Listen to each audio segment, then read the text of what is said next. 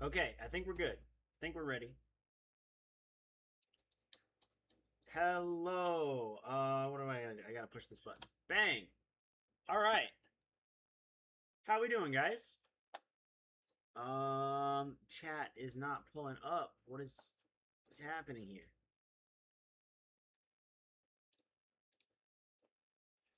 Just get the chat up, and sometimes it just takes a minute to like load and actually wake up. We should be fine in just a bit. Whose shirt is that? It's my shirt, actually. You know, it's my shirt, Billy. Because, I mean, yeah, sure, you gave it to me, but, like, you know, it's my shirt now. Oh, yeah, when Billy came out to Worlds, he gave Evan and I gifts, so my shirt is a Sasuke shirt.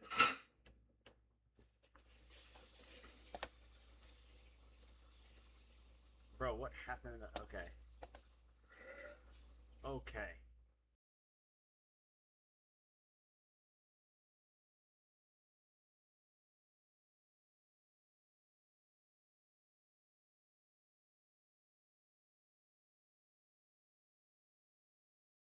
Ship you that shirt? Absolutely not.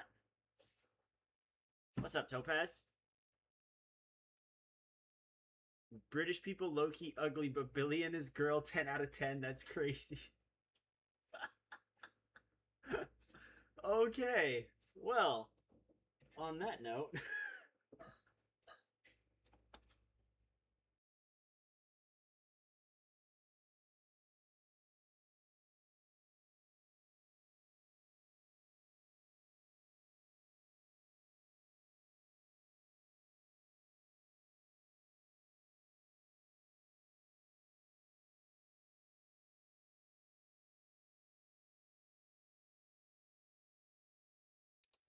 Okay, keep having audio issues. Yeah, I muted my mic because I'm having audio issues externally. You don't want to hear it.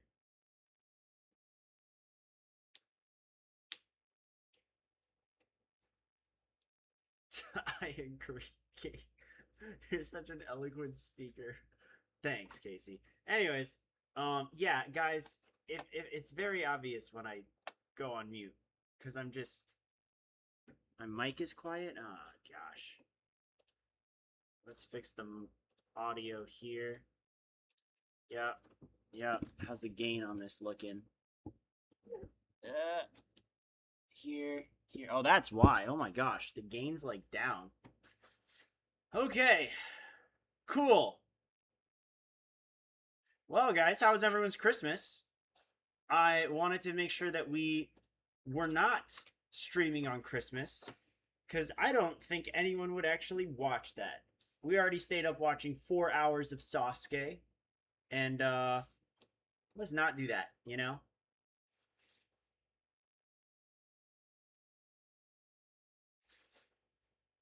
Dog, where is everyone? The day one chat was popping off. I mean, you guys are popping off, but like, we had like 30 people in the chat last time. CJ, you are going way too fast for us. You are so far ahead of everything.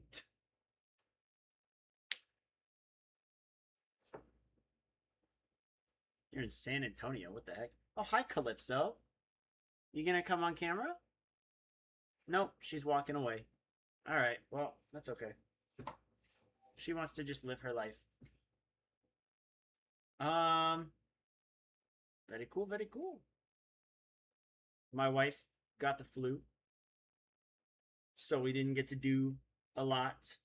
Um, no complaints. I got to hang out at home with my wife and my cat. I watched Percy Jackson. I watched Stranger Things. And before that, I watched Sasuke. So, like, can't complain overall. So, yeah. Billy, I'd be surprised if Calypso remembers anyone from North Carolina, from the North Carolina days. Who knows? Watch Fargo and The Americans. That's a lot to watch, though. TV shows are such a commitment that I actually don't really watch new TV shows. I just watch the ones that I'm currently invested in. But 2025, a lot of shows that I watched ended. Like Cobra Kai's done. Squid Game is done. Stranger Things is about to be done. I will absolutely be watching the finale of Super Ninja. I will definitely be watching that. Not tomorrow. Tomorrow, Saturday. On Sunday. Well, something's coming out on Saturday, and something else is coming out on Sunday. Thanks, Renegwagi. Is the behind the scenes coming out on Saturday?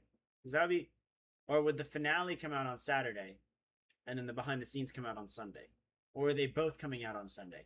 I don't know. We need to figure that out, Radium. We need to figure that out. I know Totally Normal was the one that mentioned Super Ninja, but Radium, you're gonna have to get on that and tell me what episodes are coming out, because that's your job.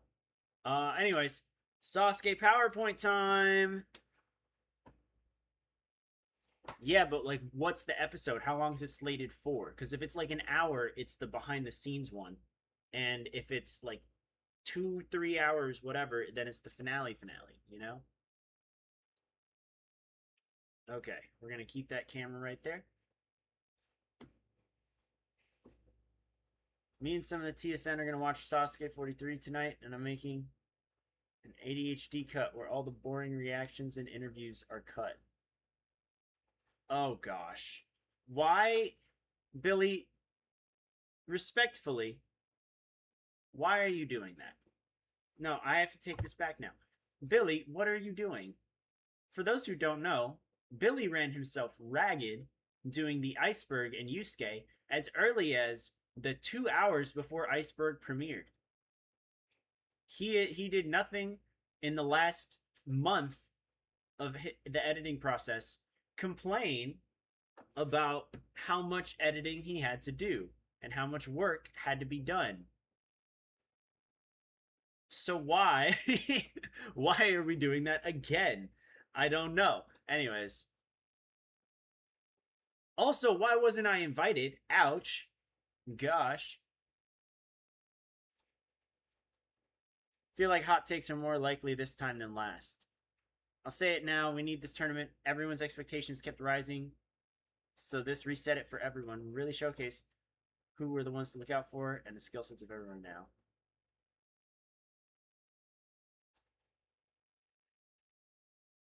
Boy, pick up and I'll answer your question. Then you can PowerPoint. Oh, you're calling me? Are you calling me? Okay, hold on. Billy. Wait, do you want to be on speaker or no? Okay, okay. Okay, go ahead. Hi, so even though I ran myself into the ground editing Iceberg and Yusuke over the course of the entire year, Lee came with the idea, and a couple of the people, like Adam and that, with the idea to get 43, but eliminate all of the boring stuff, like every Iwamoto cut, every Kawaguchi cut to the sideline, every interview, every bloody part that doesn't matter, so they'd actually enjoy it. And I committed to it because it's also an excuse for me to watch the tournament again and actually have good opinions about it. So there, suck my dick, Kane. Okay.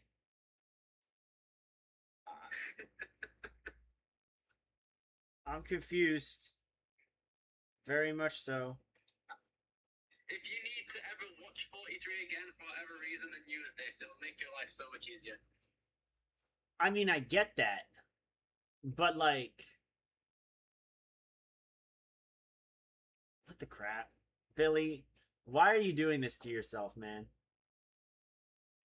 Because I enjoy it. I enjoyed 43, so getting to watch it again is like fine. I'd rewatch the tournament anyway. I was gonna say, like, you're just like you would be the one to rewatch this just cause. Like, I'll rewatch it, but I'm not gonna like turn it on anytime soon. It'll probably be like months from now. Okay, use this thing that I'm doing now. I'm literally at Daniel Gill on the cliffhanger on stage 3, so I'm nearly done anyway. How are you almost done already? Because I'm fast, mate. How do you think I got Iceberg and Yusuke out? Hey, remember how Iceberg had to get delayed like 4 times? Go fuck yourself. remember how the Yusuke doc was supposed to come out on his birthday? Oh, stop it! Like I was gonna. It nearly happened. All right. I'm fast, mate. I'm fast. I'm speed. I'm fucking speed. Oh no. At least my accent is better than Tim Champion's, so I'll give you that. Okay, I mean, if you're already almost done with it, I was just like, Billy was talking big game, y'all. Billy wants to like actually revive his channel, and I want Billy to revive his channel. So when he said, I'm making another Sasuke cut, what are we doing? I was like, bro, but if you're almost done, you're almost done. I did all of stage 1, or all of Cheyenne. I just saw your fucking comment. That's brilliant. So yeah, I did all of day 1 yesterday. I was in a call with Lee like the whole time because he was catching up with it. So I did all of day 1 last night, and I finished it at like midnight, and I'm about to finish it here, so I'm going to watch this on the side. So yeah, enjoy your stream. Everyone sub to Kane, sub to me. Yeah. And thank you all for enjoying 43. Peace, guys. Billy vids, everyone. Thanks, Billy. Thank you very much. Take care, guys. Oh, I'm dead. Okay. So funny thing is editing on the toilet. I could remove his editing access. I could like ground him because a little secret to you for you guys. Billy uses my Premiere Pro account. We share that, and by we share that I mean I pay for it and he logs into it whenever he wants. They're like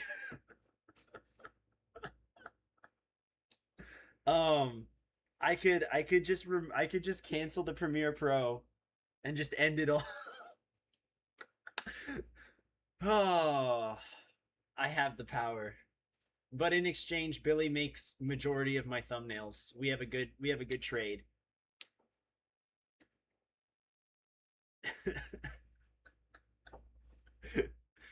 Billy, make my retrospective ranking thumbnail. Billy is so sick of making my thumbnails, guys. And I'm just like, without me, there is no Iceberg TSN whatever thing, because you'd have to pay for it yourself and you don't have a job yet. That's not his fault, though. It's, that's an age thing. That's just an age thing. So, oh, we back up all of our videos. My videos are backed up. TSNs are backed up. The Google Drive that we use for the vault is also my email account, which has 100 terabytes of storage. So not only do we vault everything on there, but we do like our personal videos and stuff like that, so that way they're never gone. I don't really like come in and like talk about just how much I do behind the scenes, because the whole point of me like not being part of Ninja Masters, like not being the owner of Ninja Masters anymore, is that like I'm is that I'm not totally behind the scenes anymore, but the vault is my account and I fund TSN and my channel. So there is that. So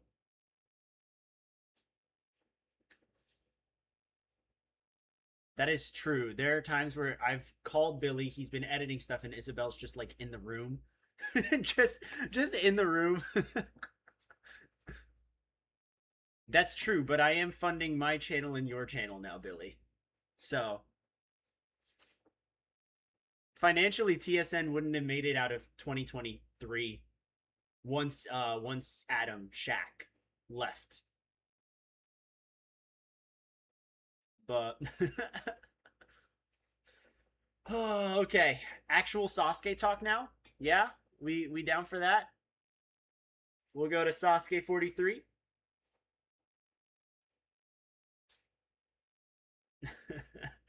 Billy is doing Yusuke.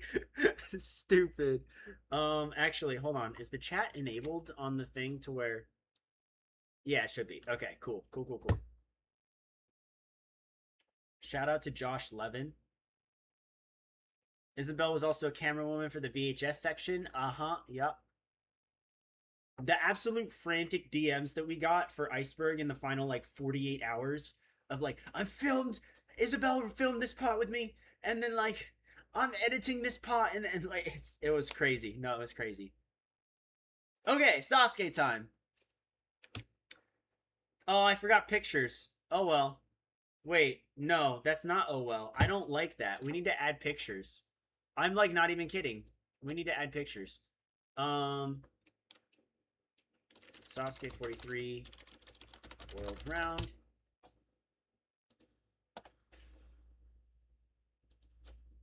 Sure, we'll do this. Bang. Can I how did I miss the pictures on this one? Okay. I only missed the pictures on 2 slides.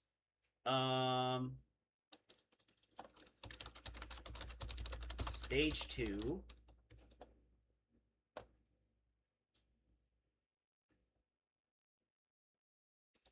This is funny.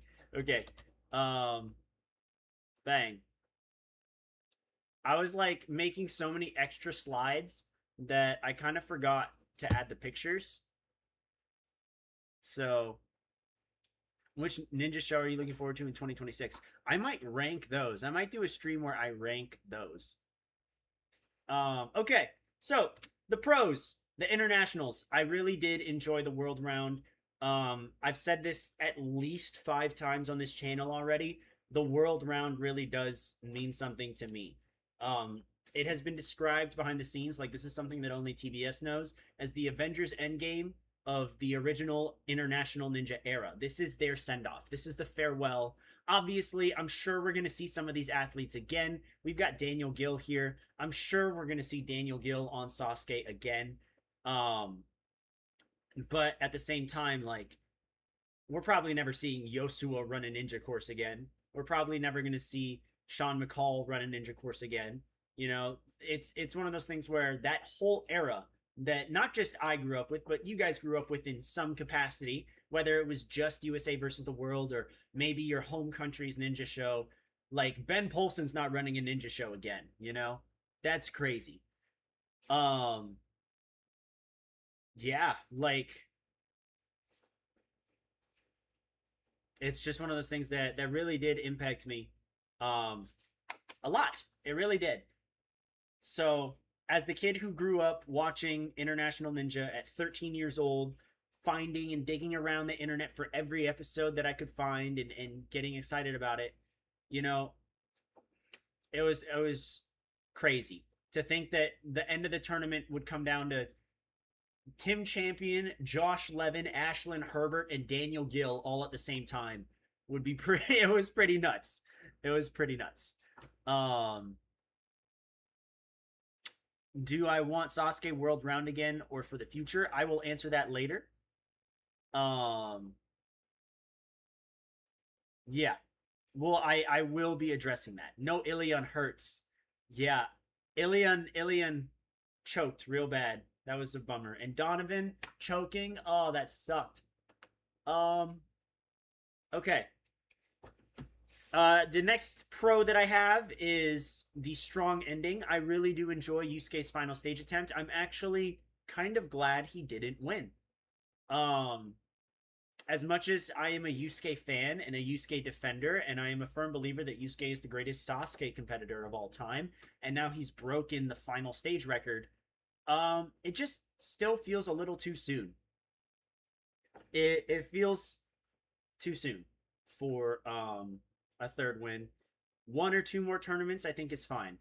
And yeah, on the other hand, like I want Yusuke to win soon because he is 34.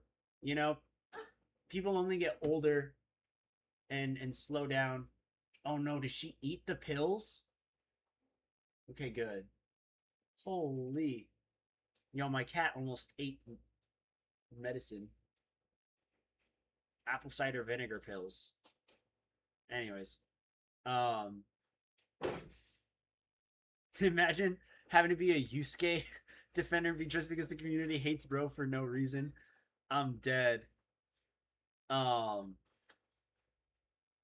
yeah. 2 tournaments later will be the 45th tournament and the 30th anniversary. Yes. I'm very curious as to if they're going to do 2 that year because they did 2 for the 20th anniversary with 33 and 34. They also had 2 Kunoichis that year. We'll see.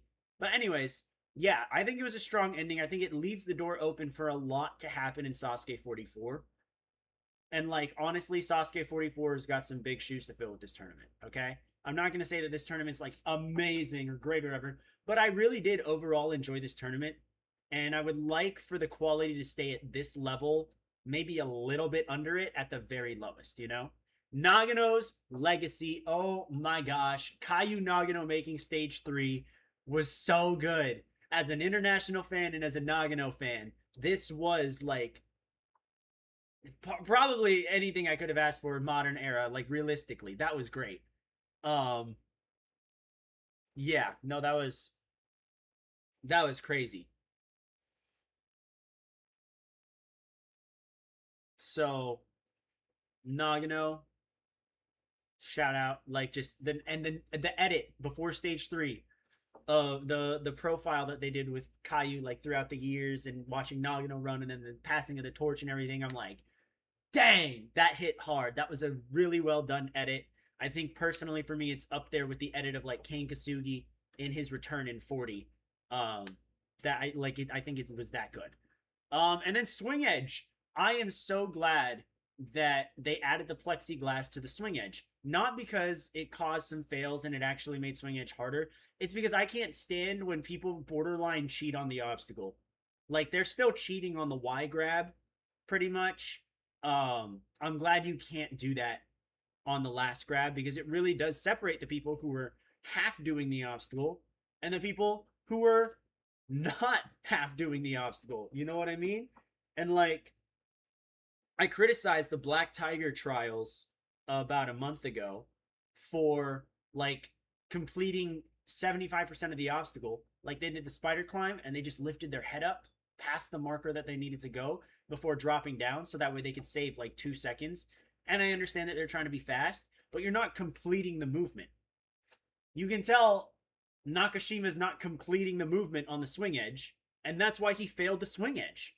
Because he didn't actually do the move. He was trying to cheese it all this time. And it's just like, yeah. Um, no, I'm glad that the plexiglass is there. It's going to force them to actually use proper technique from now on. And as a coach and as a gym guy and as a league guy, I'm fine with that. A Rule 5 hater now.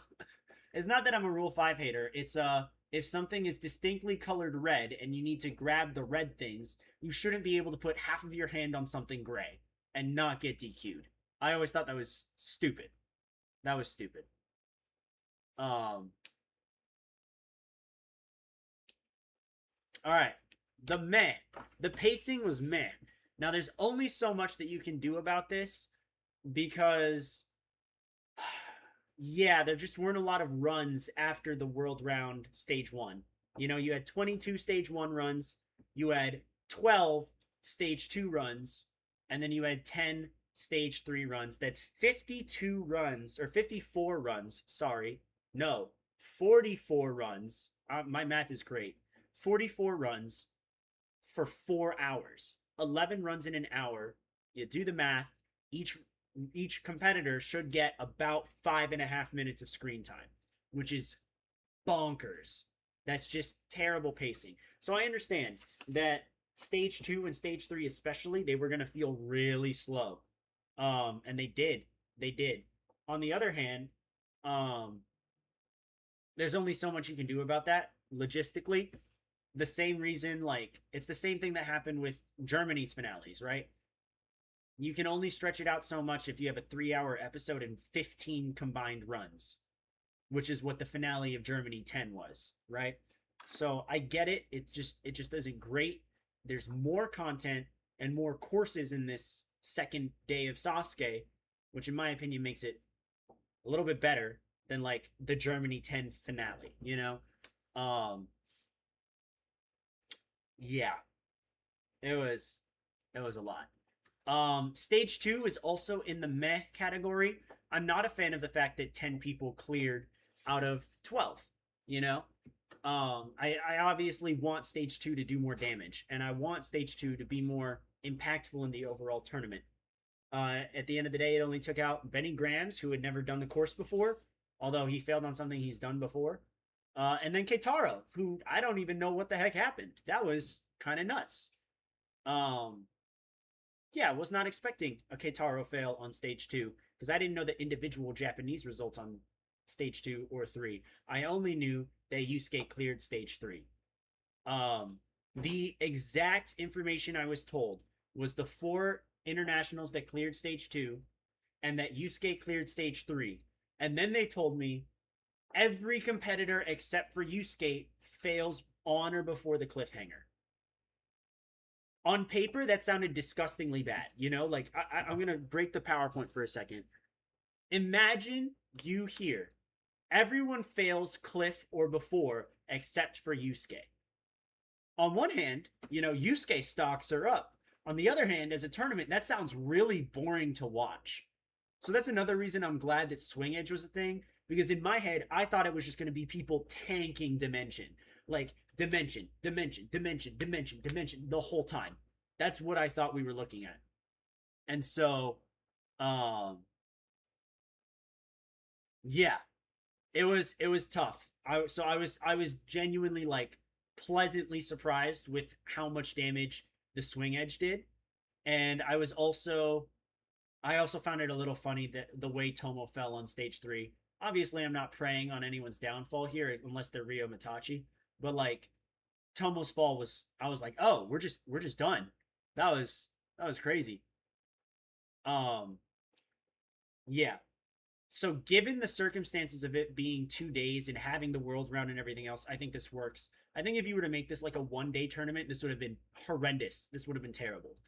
As much as Inui doesn't like the 2-day broadcast because he has to edit everything and everything like that, it was kind of needed for this specific tournament. Low-key, the Tomo fail saved us like minutes of cutaways and breaks. That's also true. Yuda's and Miyaoka's fails are so shocking. We'll get to that as well. But that is the meh for me. I think stage 2 works as a freebie this tournament because it was 2 days, you know? And I think even then, the international saved that, and they saved the clear rates, because if not, I hate to do this, guys, but the Japanese clear rate would have been 6-7. So I'm sorry. I had to do it. It was right there, and it's factually correct. Now, I do want to say I told you so. Because I told you so. I told you guys, slow down. Their careers are too early. When we're talking about Miyaoka and Nakashima, they are too early into their careers for us to even throw them in a GOAT debate, say that they're going to cons and say that they're going to beat a burst. This is Miyaoka's 3rd actual tournament, and this is Nakashima's 4th actual tournament. Yes, they've made stage 3 before. Yes, Miyaoka's made the final, and that's great. Consistency matters so much in Sasuke. You know? Consistency matters arguably more than anything in Sasuke in regards to who's actually a threat to win. And there is just not enough tournaments overall for us to say, like, they will consistently, like, Miyaoka's gonna make it back to the final. We don't know. We don't know. You know? I like watching them. They did good. And there's falls. I wasn't expecting them to fall where they fell. I thought Nakashima was going to fail Dimension again. And I thought Miyaoka was 50-50 on the burst, because if you guys watch his burst attempt in 42, he's grimacing on the last 2 ledges. Like, he had to fight for that. And for all we know, he could get the better of him still, you know? What did Blank say? Miyaoka choked stage 3 and Miyaoka Glazer choked gate 5B. Yo, that's crazy. Oh, wow. The people who you're targeting for this probably aren't watching this. You're right. You should clip this right now. I'm calling this, clip it. Like, I'm so for real. I'm calling this the Yoshiyuki effect. because everyone felt the same way about Yoshiyuki Yamamoto after Sasuke 38. He whiffed the dimension because it was slippery and stuff, and that really sucked. That was unfair. Agreed. He does all right in 39. And then 40 comes around, he makes the final, and everyone's like, "Oh my gosh, he's gonna make the final. He can make it to the rope. You know, he's the next best after Yusuke." He hasn't made it past the cliffhanger since then, right?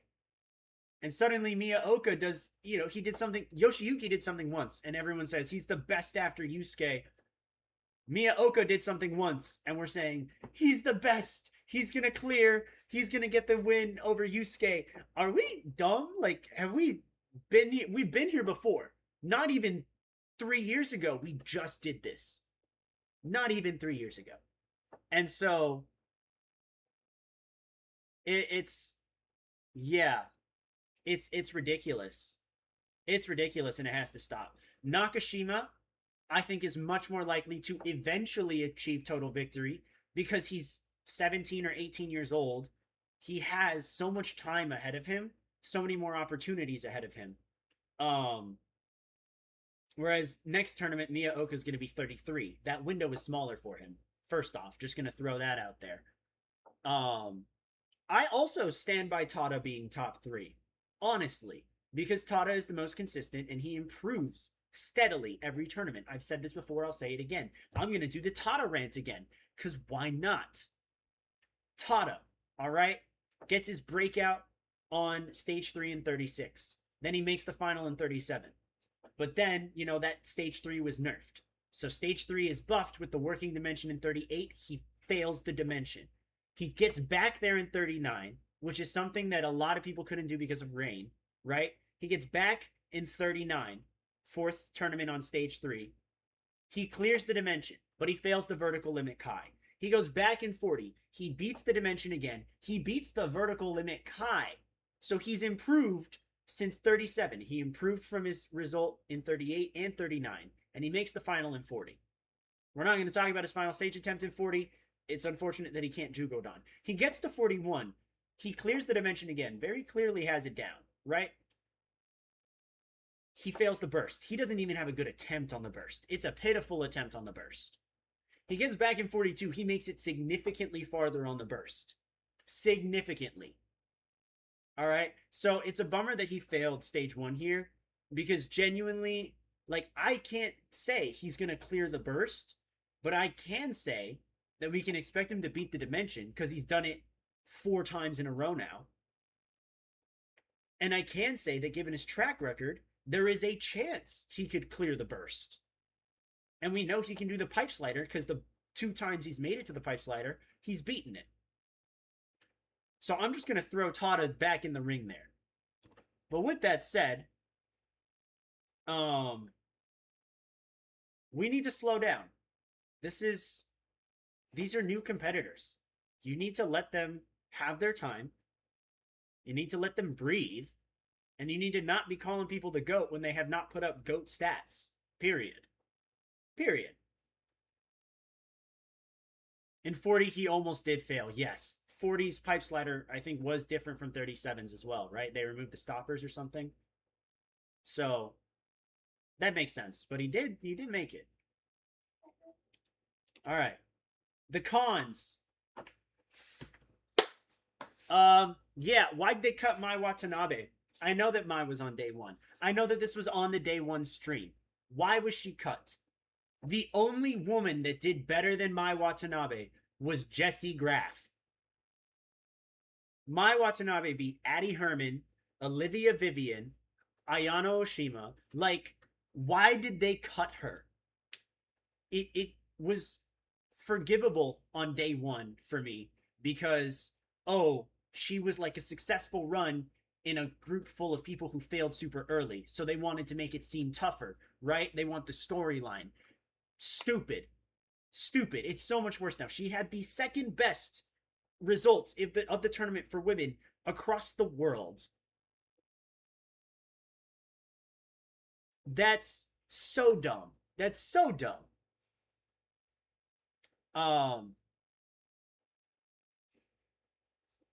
Yeah. That was really stupid. Yeah, I'm telling you, yeah, oh yeah, because you're answering Martin's thing, Billy. Yeah, but yeah, no, this was crazy. Cutting her, yeah. Anyways, the cons of the stage 3 results overall. Like I said, I am glad that not everyone was just failing the dimension, but only one person made it past the dimension, and that's still not great on paper. Um, I don't like how I still don't like how stage 3 is pretty much dependent on one or two obstacles. And just because the one or two obstacles shifted from dimension and burst to swing edge and dimension doesn't change the principle of the course is reliant on like them failing one or two specific obstacles. It's dumb. And I just don't enjoy that. Um, I liked that there was variety compared to 41 and 42. I just even then, nah, not even 41. 41 had better results because 41 was spread out between like swing edge and dimension and burst.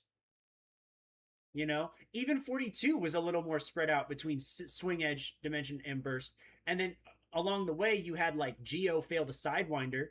Um, you know, like no, I don't think he'll make one. I think that the perfect pick for stage 3 starter is the salmon roll right now. I think if he brought salmon roll into it, that would be awesome. Um, he's never going to do that though. 41 had no swing edge fails. That's right. 41 was the one that was really bad.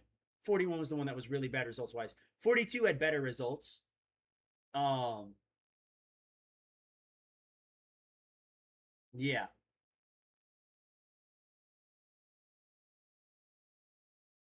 Lightning bolts replace flying bar. That could be. I think that's more realistic. Salmon roll is a lot more failable than lightning bolts, especially given the current skill set of the Japanese. Lightning bolts, you have to learn how to do a tiny flying bar move. Salmon roll, you're doing a flying bar on a moving object that you can derail and stuff. There's so much more room for error on salmon roll. Um. Anyways. Anyways. Yeah. I didn't love the stage 3 results because if your course is 6 obstacles, there should be more than 4 people that make it to or 5 people, right? That make it to the halfway point. Because Yusuke, Yoshi, Josh, Daniel, and Ashlyn, 5 people out of your 10. Only half of them made it halfway through. And 4 of them got murked immediately after. It's just underwhelming.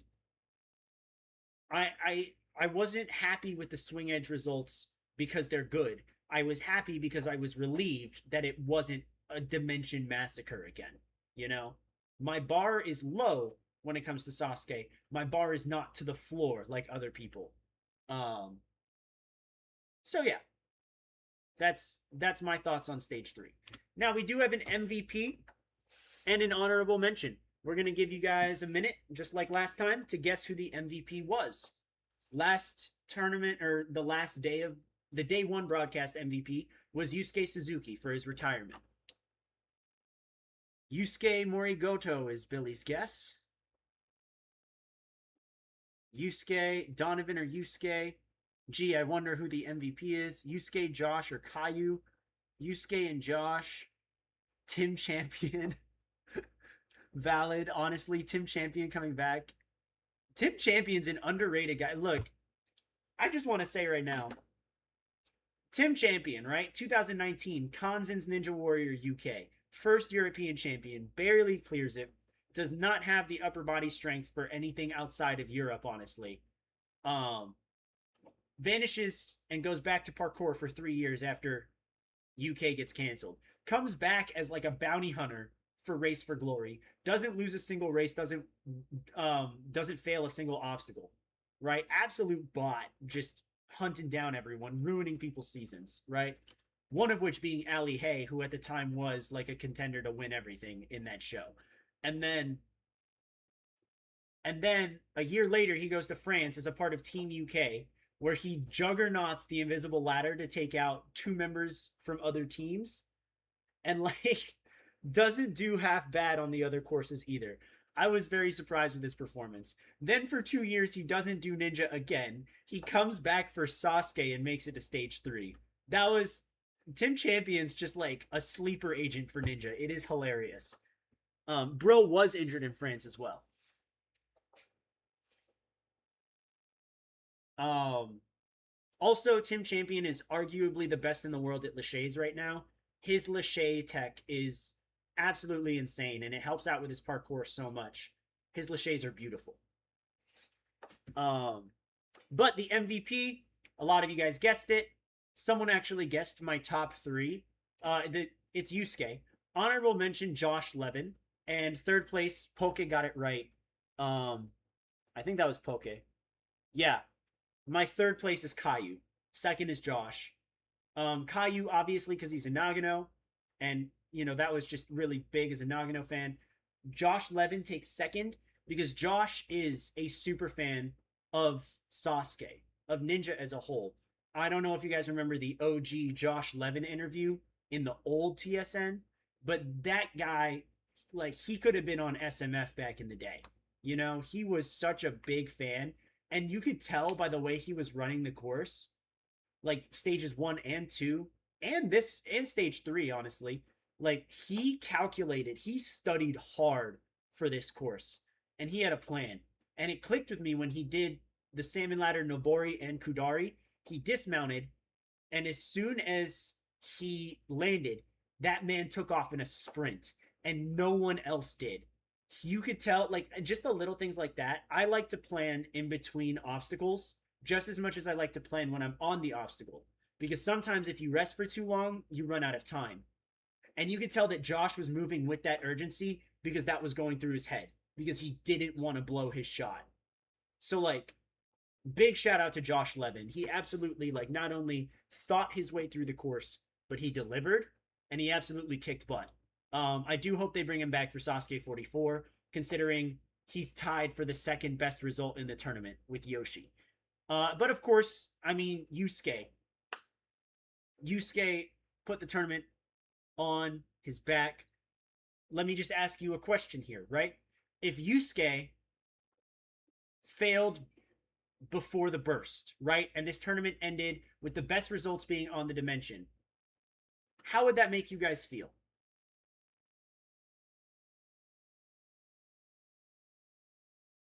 I would also love to see Joe Meisner get his shot.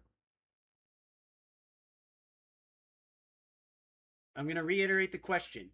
If Yusuke fell anywhere before the dimension, or before the burst, whether it was dimension, swing edge, warped wall timeout because of rain, or stage 2 timeout, whatever, how would you feel about the ending of this tournament?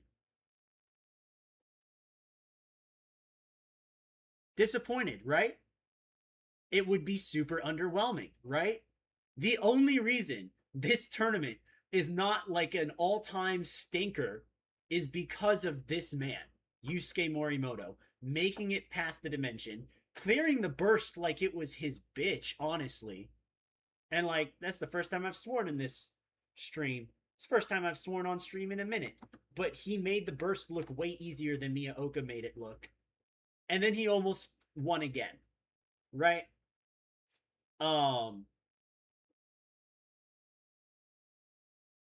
Yeah. Without Yusuke, it would have just been, oh, stage 2 was a walk in the park again, and stage 3, no one's close because everyone failed before dimension. And that would be really boring. That would just be really boring to watch. And that's why I'm not going to, like, glaze this tournament. I thought this tournament was good. Thought it was decent. But I thought, literally, if it was not for Yusuke, the most excited we would be about this tournament is about Josh Levin, who failed the dimension. And I'm super happy for Josh, and I want him to come back. And I think there is a world where he beats Dimension someday. But until then, it's just Yusuke putting the tournament on his back. The same way he put Japan Red on his back. So, yeah. No, it's like This tournament, I'd probably put high B tier. I think it drops down to C tier, if not for Yusuke. So, yeah. And without the internationals, I think it drops down to low C tier, like high D tier, honestly. That's implying that all the results are the same besides Yusuke. There's a universe out there where someone else did go far. Yeah, sure. But let's just say it's, because Yusuke is the only one that beat the dimension. Let's just say that Yusuke is the only result that's different, for the sake of argument, Joe Meisner on 44. Joe Meisner would be sick. There is a chance that I am working on getting Joe Meisner on a ninja show at some point. We'll see. Anyways, we need to talk about the difference between making it there and clearing, because I saw this a lot in people's predictions. I saw this a lot in people's predictions where people thought Tim Champion was just gonna not make it to stage 3. Obviously I didn't say anything because I knew that he made it to stage 3, and it's yeah, but people were surprised by this, and I don't get that, because people were talking about people were talking about Tim Champion like a speed, parkour, lower body intensive athlete, failing a lower body intensive stage 1 and a lower body intensive speed based stage 2, where the only upper body thing is salmon ladder, right? Now, do I think that he can make it back to stage 3? Absolutely. Do I think he can ever clear stage 3? No, I really don't. I think age is against him, and it's just not his strong suit. He's not a grip guy, right? So it doesn't surprise me that he failed where he failed, failed swing edge.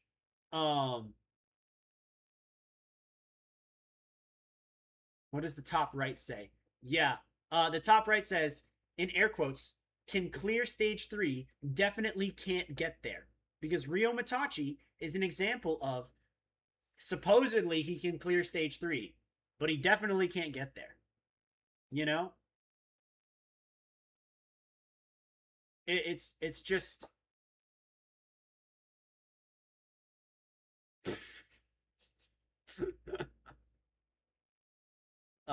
yeah.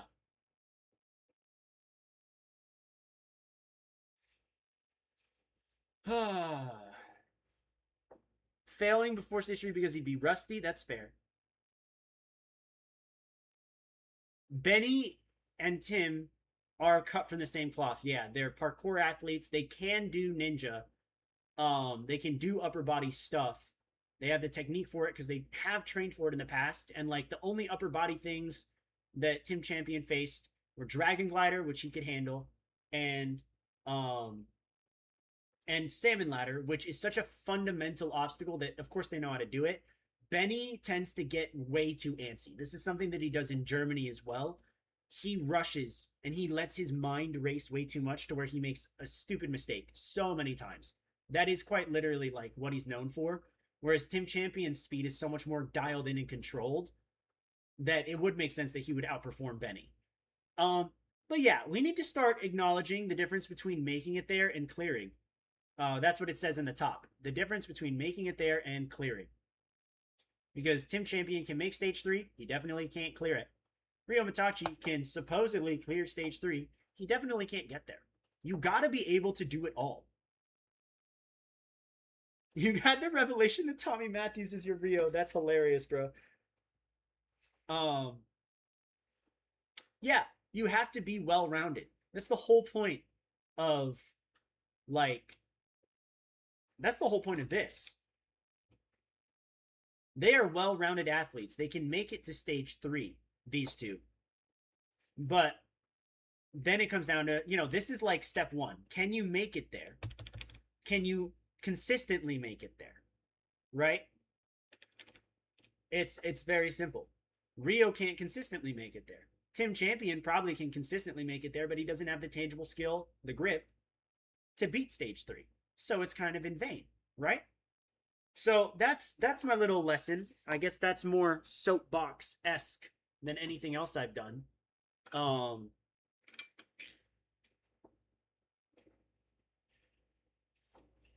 Yeah, yeah. Now, what I like about this tournament is that it gives us more questions than answers. This again, I look at Sasuke like each Sasuke tournament is a chapter in a book almost. It changes the story, and the story ends when someone consens, and then a new book starts pretty much, right? This is a good chapter because it really did like give me some head scratching moments where I was like, okay, there's some stakes here, and there's a lot of different things that I have questions about. Number one, you might get pinged for Dropsky soon. Just DM me. Just DM me the Dropsky stuff, and yeah. Um, I think I came up with 6 different questions, right? So question number one: will we go back to a 2-day broadcast? You know, a 2-day broadcast. We need to look at the ratings. We don't need to think about, oh, is there going to be more internationals? Is there going to be another world round? Are they going to? No. The question is, are they going back to 2 days? Period. Because ratings are what's going to determine that. Ratings are why we kept getting 5-hour tournaments for tournaments that didn't need 5 hours, right? 39 did not need to be 5 hours. 41 and 42 did not need to be 5 hours, you know? You could argue that it could because of the clear rates, but I think you could have just digested so much of it. Um, I think I don't agree with Chouth quite. I think you say the tournament's results kind of justified the format. I think the world round justified the format. Having 122 people justified the format of 2 days. I think if it was just 100 people, you could have just done it in one day.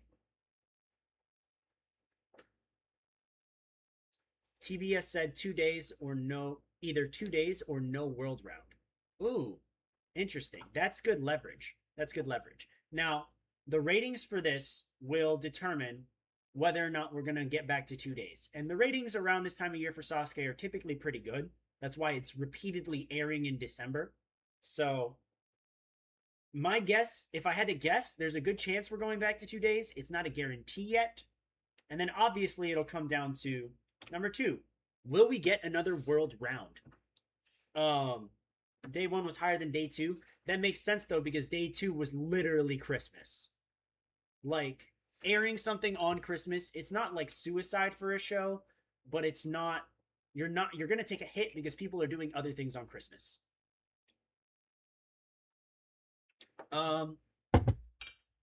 Martin, I don't think the Folsoms would crush stage 3. Sam Folsom notoriously hates motorized obstacles. I don't think he would beat Dimension. I think Phil could get close, but he would fail the burst.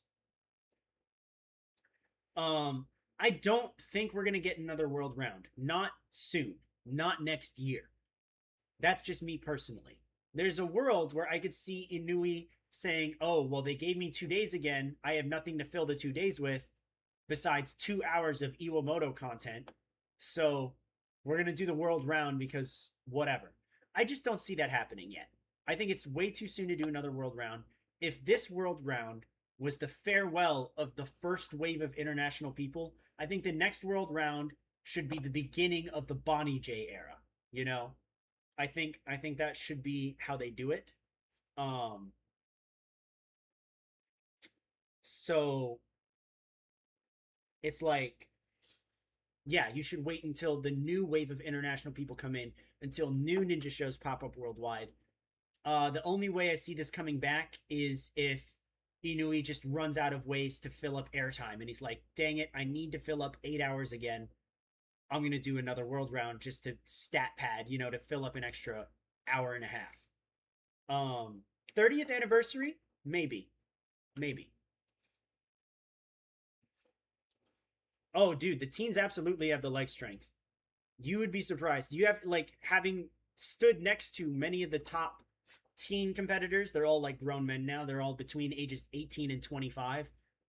Caden Lepsack is shredded. Like, huge. Like, not like bodybuilder huge, but, like, he's 6'2", and he's buff. Same thing for Josiah Papel. Vance Walker has really good leg strength when he's not injured. Like, there's some really, like, powerful athletes there. You'd be surprised. Yeah, no. Um, you guys make a good point. I think the world round could come back in 2 years for Sasuke 45 for the 30-year anniversary. Yes. That's a very good point. Um, oh my gosh, the conversation of can the A&W NSC sweats beat the Dimension and Burst? Not on their first try. It's my honest thought. We glaze a lot of the switching here. We glaze a lot of the A&W stars for being like cracked at everything else like that and everything, and that's very true. They beat harder obstacles than anything that Sasuke has in things like NSC. Techier obstacles, things with more moving parts, with more quick reflexes, like the one that they just had at Ascend. It was a body prop with a salmon ladder bar where you had to go up, moving your hands to press the bar into a wall while your feet were on another wall. You were going up, right? Then you had to lock it into a salmon ladder rung, swing backwards with the bar because the walls were like this. They're two columns, right? You swing back to the wall that you put your feet on, jump off the wall, twist the bar like this to go through the two columns, and then lock it into a flying bar thing. Like, that's insane. That is so difficult. But also, it's difficult, so they gave people 3 attempts on it. If you failed it 3 times, your run was over. You know, that's the rules of NSC for the tech courses, right? For hybrid. They can make obstacles that require that you don't have to one shot. You know what I'm saying? Grip obstacles, stage 3 obstacles, they're things that you have to one shot in NSC Burnout and in stage 3 of Sasuke. More often than not, people run out of time. Now, burnouts are insane because you don't get rest platforms. So there's a higher shot that they beat the Dimension and Burst. It's just with a one shot, I think you significantly decrease their chances of doing it. It eventually would get beaten. It just wouldn't get beaten first try. That's my honest thought. Unless you have a super fan in that generation grinding that, like really training hard for that to specifically beat it, no, they're not going to do it. Now, there are people who are big Sasuke fans, off the top of my head, that have really good grip strength and I think could make it. Noah Munier being one of them. Noah Munier is a fan of Sasuke. Noah Munier subscribed to TSN. It's a W. Noah Munier was literally talking to me about Iceberg like 3 days ago. It was hilarious. Matt Bradley is a big one. He doesn't compete in leagues anymore because he's like designing courses for them, but he is a cliffhanger and vertical limit specialist. And he said he only would ever do shows, A&W, Sasuke if he ever got invited. Matt Bradley is a big one. Jay Lewis is incredibly strong. He is smaller, so I worry about him on the tackle. Like, he's short. He's 5'4", and he's very light, but he is strong. So like, there's a chance he could time up on stage 1, but there's also a very high chance that he can. He's a nationally ranked rock climber as well. You know what I mean? Like, it's, yeah. Jackson Erdos is a fan of Sasuke. And don't get me wrong, a lot of these guys are fans of Sasuke. Tom Alberti is a fan of Sasuke. Josiah Papel, they're fans of Sasuke. But like, who's gonna take it to the Josh Levin level? You know, that's what I'm naming. That's what I'm naming. Um, so Noah got mentioned in Sasuke, I believe so. World Ninja League got mentioned in Sasuke because Addie ran and they acknowledged her as the world champion. That was kind of crazy. So, yeah, Topaz, that generation, saying that generation, Topaz, how old are you? How old are you? And I'm going to put it into perspective, okay?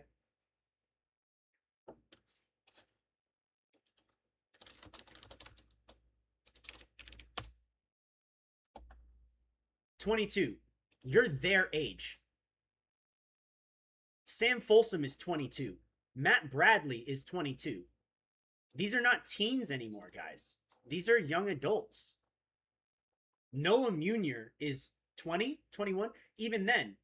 So they were watching G4. Yes. I agree, Lucas. It will probably be more of a celebration of Sasuke instead of International Ninja. Like, I'm 24, so I'm 2 years older than, yeah, Matt Bradley, Sam Folsom, them, right? I'm 3 years older than guys like Jay and Jackson and Josiah. No, I'm a lot older than Jackson, but like I'm 3 years older than Jay or whatever. They were. That means they were how old? They were 8 or 9 before G4 and when G4 ended the first time in 2012. They were 8 or 9 years old, and they were watching A&W on G4, which means they were also watching Sasuke on G4. Their exposure to Sasuke was either the Sasuke G4 episodes or was the finale of A&W 1, 2, and 3 when they went to Sasuke at the end, right? Like, if they were watching, there's a chance that they were watching when they were 5 or 6, the same way like I started when I was 4 or 5, like something in that range. There's a chance that they were watching G4 when only Sasuke was out. These guys are fans, big fans, you know? Now, there are some that are bigger fans than others, but they all have that, like, oh man, Sasuke's really cool. They all have that respect for it and that admiration for it. It's just like, it's not A&W's job to be Sasuke. It's not A&W's job to remind people that Sasuke exists. It's not A&W's job to show how big of a super fan everyone is. It's A&W's job to make A&W episodes, you know? So you just got to dig around, ask the right people. You can talk Sasuke with a lot of these guys, actually, like a lot of these guys. So yeah.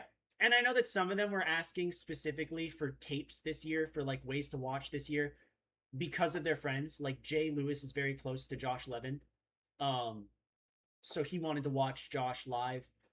Noah obviously wanted to watch Addy live, things like that. Name one person who would say no to Sasuke. Exactly. Jeff Britton, apparently.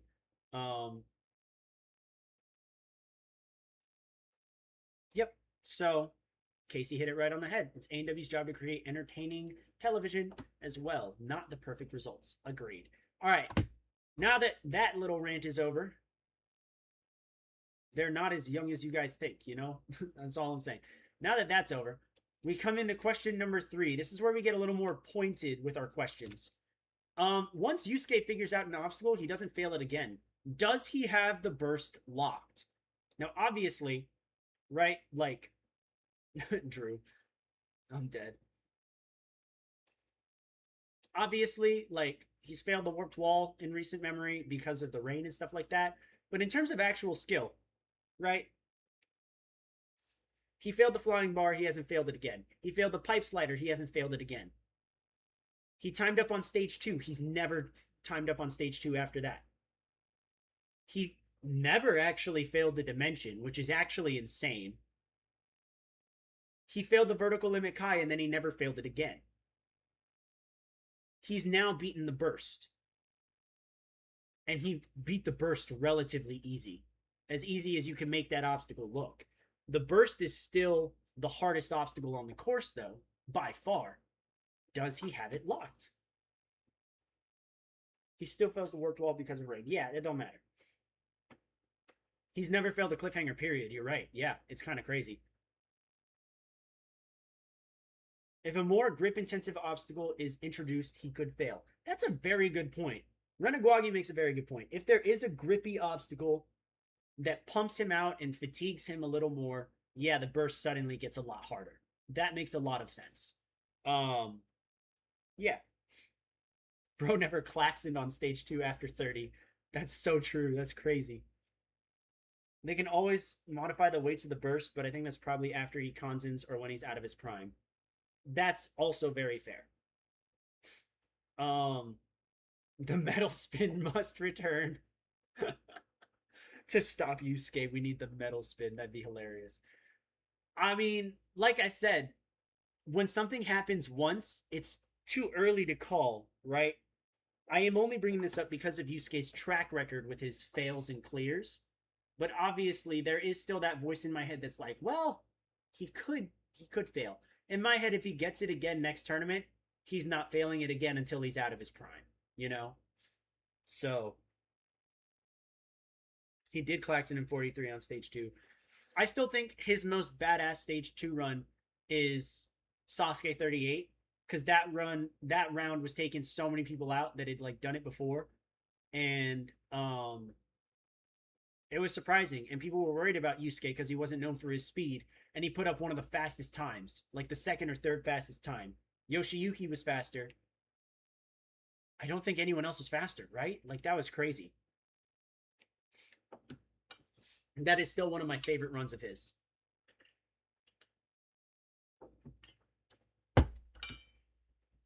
Okay. Question number 4. Can Miyaoka make it back to the final? And this is along the same lines. I think he can. The question is, will he, I guess? Will he make it back to the final? We just saw this with Yoshiyuki. He is yet to make it back to the final for 3 straight tournaments. I think there is absolutely a possibility that Miyaoka can make it, especially because if Miyaoka and Yoshiyuki were to attempt the burst, I'd put my money on Miyaoka clearing it and not Yoshi, right? But it's tough, you know?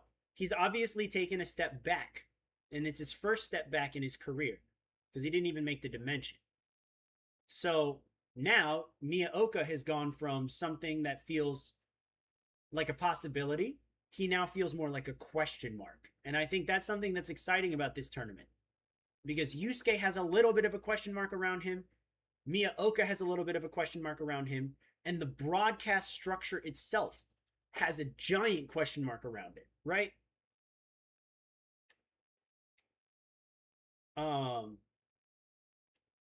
Yeah. So again, a lot of question marks, which makes me excited for 44, genuinely. Question number 5. Can Caillou make it back to stage 3? That kid cleared with 1 second left. And as much as I love that a Nagano made it back on stage 3, this really did not feel like a sure thing at all.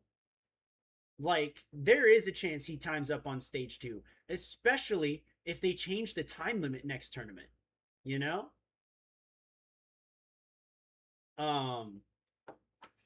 If I were to personally throw my 2 cents into this question, I think he will clear stage 2 again because I think there's a high chance he's clearing.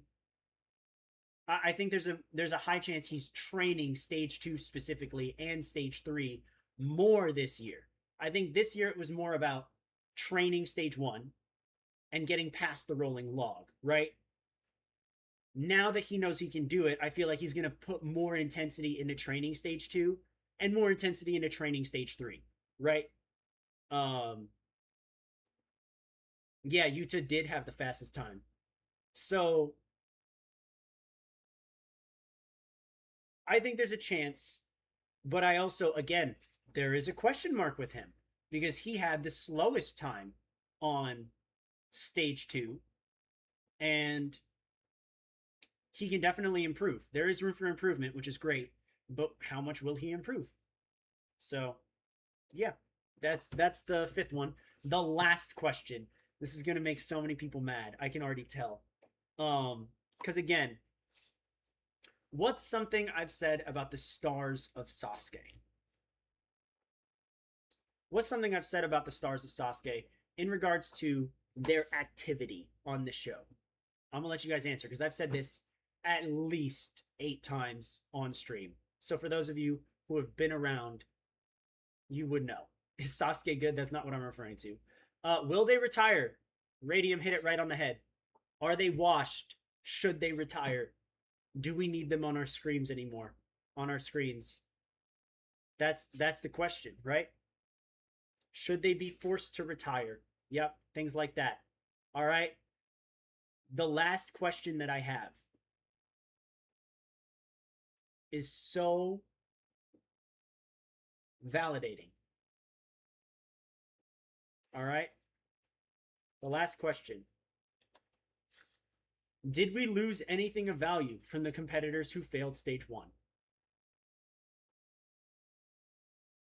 Did we lose anything of value from the competitors who failed stage 1?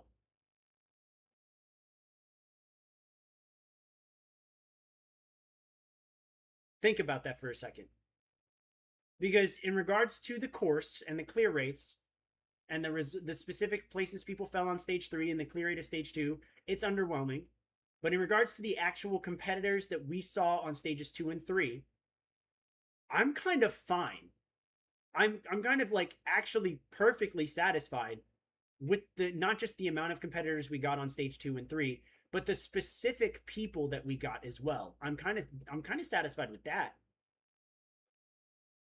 And I'm only talking about the Japanese competitors because there's a high chance that a lot of the internationals are just never coming back.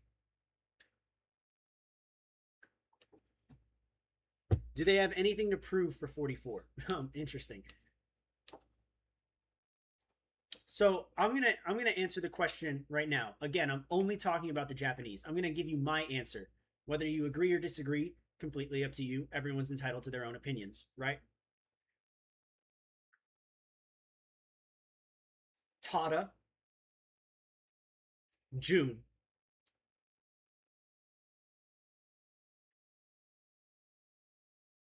Yeah, Tada and June were the only notable, significant losses to me out of the Japanese. The only ones that did anything to me that'd be like, dang.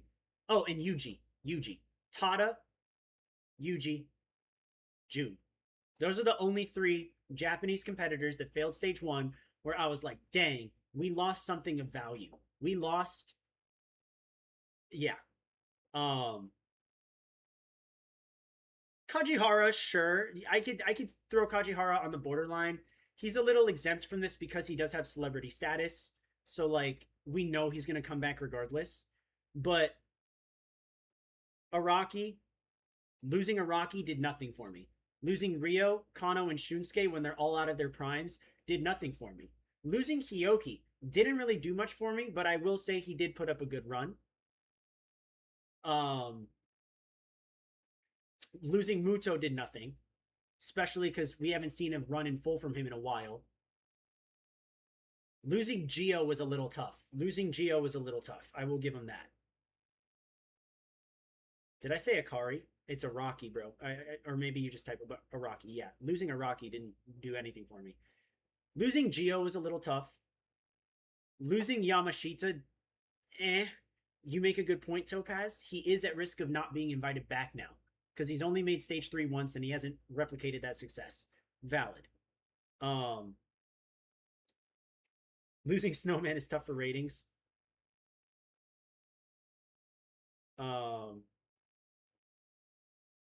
Yeah, that's a good point. The one thing that made June stand out was his clear streak, and he lost it. Now, if he gets back, I mean, it's not like I have faith that I have faith that June can get back to stage 3. I also have faith that June's gonna get back to stage 3 just to fail the cliffhanger again. So maybe we don't need June anymore as well. We have other speed demons. Yoshi is fast. Yuta's getting fast. Nakashima. Kajihara's fast. He just has to clear again. Like, yeah, no, like, all these competitors have better storylines going into 44 now. I disagree. I think June has a good storyline because he lost his streak. I think Tada has a good storyline because he lost his stage 3 streak, and we've become so used to seeing him on stage 3. And Bro made the burst just before he ran out of time. I think Gio has an interesting story because he failed the one obstacle he didn't get to build. He doesn't have a replica of it, you know? So I think there's that.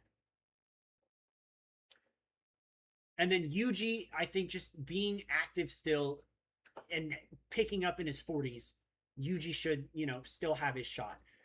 Araki's story is nothing. Araki doesn't have a story. He's inconsistent as crap. Ryo, Kano, and Shunsuke's stories ended forever ago. The age of the Shinsadai ended a long time ago. They run for honor, and their honor gets squandered every time they hit a pool on stage 1. Akiyama retired a long time ago. Akiyama came back for Sasuke 40 only because it was the 40th anniversary. Martin, to answer your question. Hyoki's story ended a long time ago. Inui just keeps the storyline alive. Same thing for Tomo, but at least Tomo made it to stage 3, My Sasuke hot takes are becoming a reality because we're just at that point now. We are just at that point. My biggest hot take that I have not said, Nagano and Yamada need to retire. They need to sit out. They are better as mentors and coaches for their generation than they are as competitors.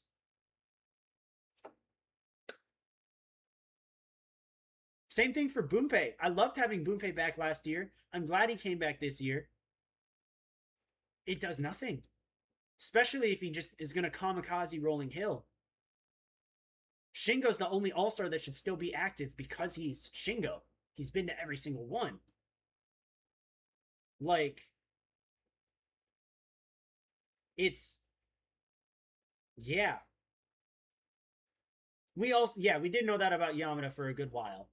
But, like, I say that because Nagano's my favorite of all time. He will always be my favorite of all time. He needs to sit out and just let his son do his thing and be his son's coach.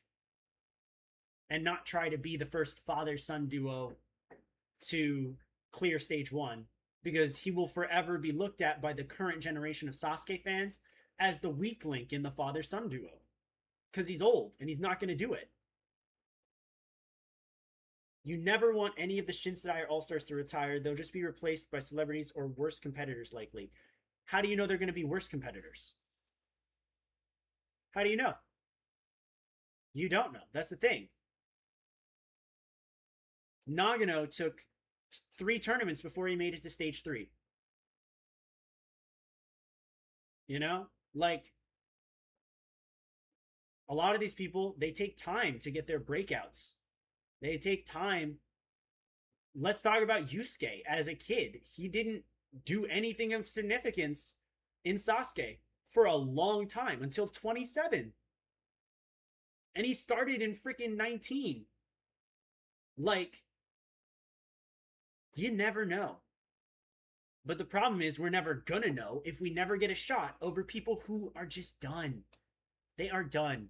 It should not be up to these competitors to retire. If TBS is going to influence how many days, how many hours are going to be broadcast, how many celebrity spots there are going to be, right? Like, they should also influence how many people get to return out of the veterans. Honestly. You could give the spots to foreigners. You could give the spots to new up-and-coming stars from trials. You could give more spots to trials people. Because right now, there are thousands of people in Japan training on replicas of Sasuke obstacles, and I see them on Instagram. They're ranging from ages 35 to 22 to 16 to 8 years old to 42. Like, they are all training, thousands of people, and they are just never going to get their shot because these people are just taking those spots up. So what do they have to do? They have to go to trials. They have to go to Koshin. There are 4 trial spots and 3 Koshin spots. So the everyday man, and like maybe 4 or 5 extra spots, let's say 3 for the sake of argument, right? 3 extra spots for open auditions where you get the casting interviews, right? And stuff like that, like Pants Guy got. 10 spots out of 100 every year for new people to show up. And then you throw in people like Pants Guy, like Koji, like Bunpei, who come into the open auditions. They're returning people. They're not new. They go through the open auditions. So that makes it even harder for new people to show up. Right? You just narrow that down, that window of opportunity to find new stars and new competitors and new talent. You make it even smaller. You make it even smaller. And it's insane. Trials already had returning people. Mabuchi was in Koshin and then he went to trials. Imoto he won trials and he almost won trials again. Like, it's insane. We will never find those people. We will never find those people if we keep getting the same people. Araki gave us nothing. You can get rid of Araki. You can get rid of Ryo. Unfortunately, I know he cleared last year. He's my favorite Shinsekai. You can get rid of Kano. You can get rid of Shunsuke. Eventually, you can make an argument for cutting Jun. Eventually. Not now, but he's now losing his potential for that. You can cut Hioki. I know they're never going to. He's there for every meet and greet and event and whatever else, but you could cut him and he'd be fine. You can cut Muto. Suzuki's gone. We just lost Suzuki this year, right? No, don't get rid of Torisawa. The joke competitors and celebrities, you know that they're going to be stuck there forever. They are. They just are. Torisawa's going to leave on his own accord, and he's going to be replaced with another joke competitor. I'm talking about spots for contenders. Spots for athletes, right?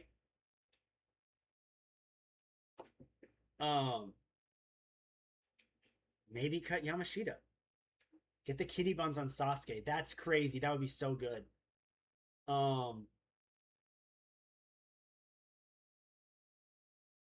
Yeah, no, it's like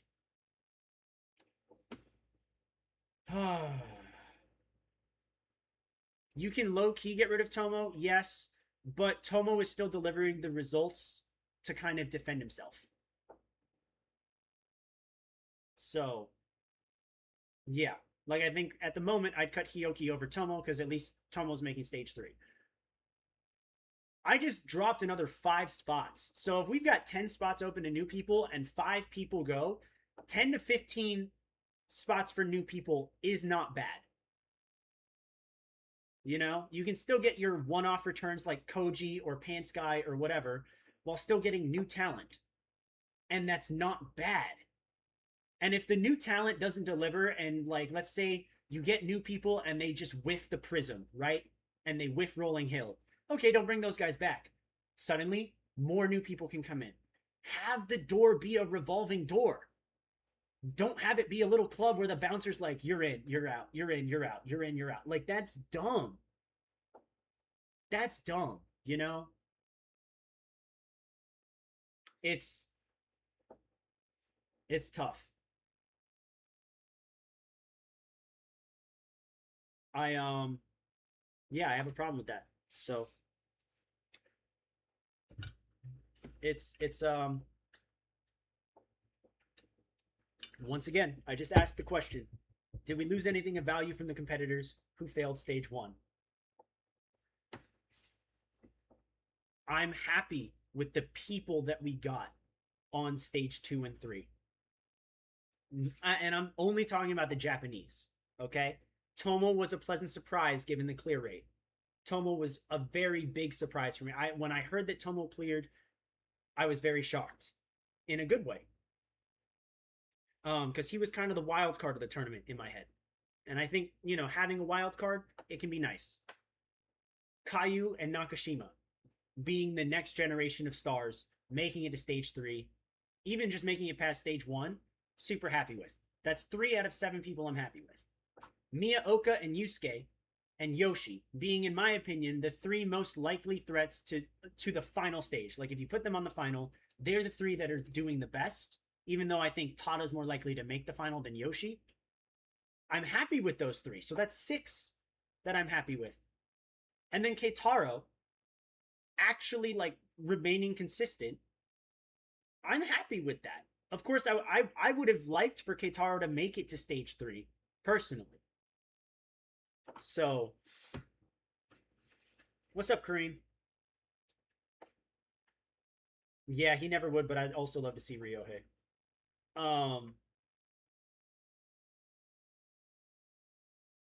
Gosh, are we lagging a lot? My Wi-Fi must be sucky. I apologize, guys. Um, yeah. So,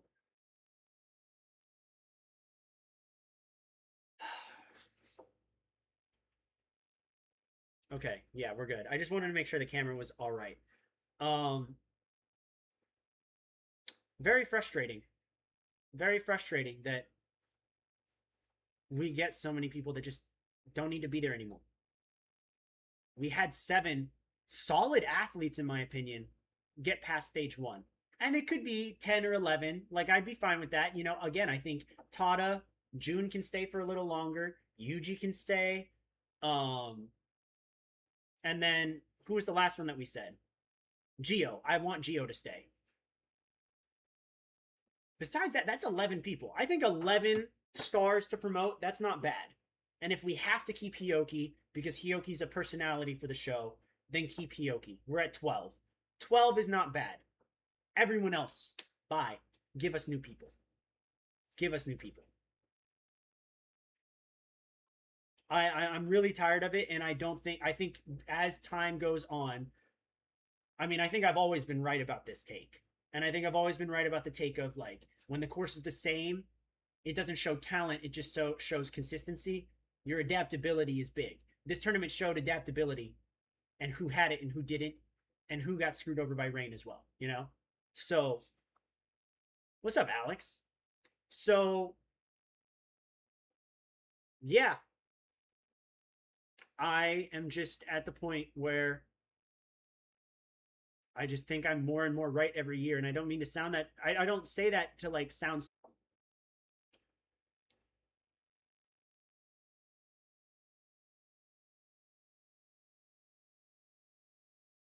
Stay on, stay on, stay on.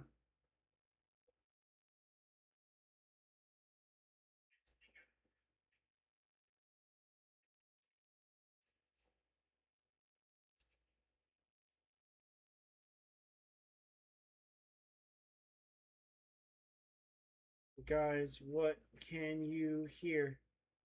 Let's hit a be right back screen.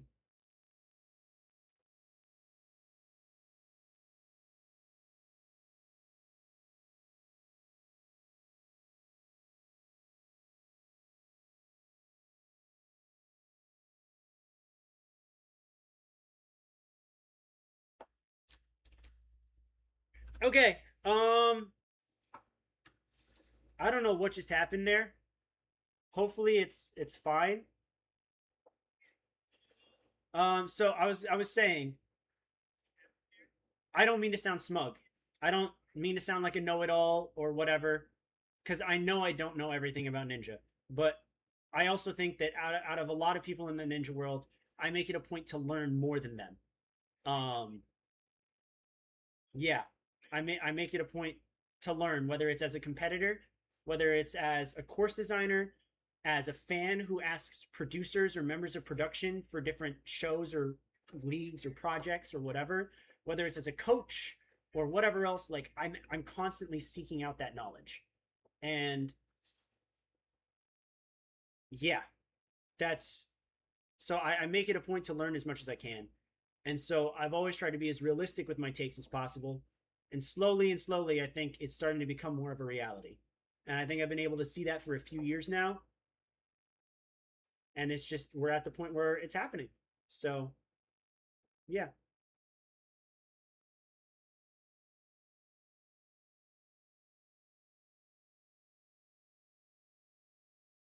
Rio fans hacking the stream. Lucas just asked, um, instead, why don't we keep the vets and replace half the other competitors who bring nothing for the new faces? That's what I don't get. Because those people are paid to be there. They're pro athletes or celebrities or joke competitors or idols or whatever else that contractually sign for a spot in Sasuke. And that's like part of what gives them ratings. Obviously, I would prefer to have real competitors invited. 100 contenders would be awesome. At the end of the day, it's not realistic that we will ever get those slots given to everyday people. So I'm only working within what's realistically going to happen. And realistically, we have very limited spots for new people. The ones that are in danger are the veterans. So that answers your question. With that said, we have a few more streams left to go. I'm still doing my workout streams. I hope you guys enjoy those. But up next, we have the 2025 Ninja Show ranking streams. We have 3 different streams. They're going to be the finales, which only ranks the finales of shows, which means, for some shows, it's the stages. For some shows, it's the racing finale, the whatever else, the final rounds of competition. That means that this will be different from the shows. We'll also be ranking all the specials, which are things like trials or spin-off series or whatever else like that are not necessarily televised. And then the shows will be on Um, what the heck, CJ? Okay. Anyways, the shows is where you rank the entire seasons. So it's very interesting because Sasuke and Kunoichi, they're a single tournament, right? They're just the 4 stages. Whereas, so on the finales, it's their 4 stages versus, let's say, the 4 stages of France or Germany or the races of A&W or the finale of Super Ninja, which is coming out this weekend, which is going to be sick. Um, and then the shows is like Sasuke and Kunoichi as tournaments with the stages versus A&W with the qualifiers as well. France with the qualifiers, Super Ninja with the qualifiers, all those types of things. So the rankings do change, and I think this is the most the rankings have changed between the two lists. They are very different. I'm very excited to show you guys that. And ultimately, it's going to be a lot of fun. It's going to be a lot of fun. I just put Sasuke into the rankings today. I thought about it for a while. I normally give a score out of 10 on these PowerPoints. You're not going to get that today. You are going to get the score out of 10 in one of these streams, probably in the show stream, which is likely going to be on New Year's Eve. I just have to figure out what exact dates there are. Finales will probably be on Sunday because the Super Ninja finale will be on Sunday. Specials will be either Saturday or Monday because I don't know when the behind the scenes Super Ninja episode comes out, and that is the last special that we're waiting on. And then shows will be up to date. I'm so bummed. I really wanted to get Barbados Ninja Throwdown season 9 on here because there are 6 episodes that we're trying to get vaulted, and I'm supposed to obtain them soon. I'm not getting them until January. I am not waiting until January to do the show ranking. So ultimately, I am just going to do like a retrospective ranking. I'll mention it on another stream where it would fall in the ranking. But 2025, still a lot of shows to rank, still a lot of fun things. Yeah, it'll probably be New Year's Day for the Australians, maybe the Europeans, but I'm going to try and keep it within New Year's Eve for the Europeans as well. Definitely New Year's Day for Asia and Australia. So, with that said, thank you guys for watching the stream. I really appreciate that. It's been a lot of fun talking about Sasuke with you guys, and we will be doing more things like this in Barbados. We're basically going to do 2019 retrospective is going to come out in January. I can't be asked. I have to set up for Barbados within the next week and a half. So I got to set up for Barbados. But pretty much, bye, Shayon. The streams in Barbados are going to be fire. They're going to be like 3 to 5 hours long. And like for an hour, it's going to be ninja training where I'm running obstacles or maybe working out. And then another hour for stuff like this where we talk about a show. We talk about Sasuke. We have the little PowerPoint set up. Maybe another hour or so I play a video game with you guys or whatever else or do an event. Things like that. That's what the streams are going to be like. They're going to be a lot of fun. I think you guys are going to really enjoy it. And I'm going to put in the thumbnails of the streams the schedule so you guys know if you don't want to watch specific parts of the stream, you guys know when you can tune in and watch, which I think is going to be very exciting. I can't wait. I really can't wait for you guys to see. And we still got more streams. I'm streaming later today, my workout. So catch you later, guys. I will see you. Actually, I'm not going to work out today. I'm feeling really blah, and my wife is sick, and I need to take care of her. I'm going to stream my workout on Saturday. So anyways, catch you guys later. I'll see you next time. Oh, whoa. Good one, Kane.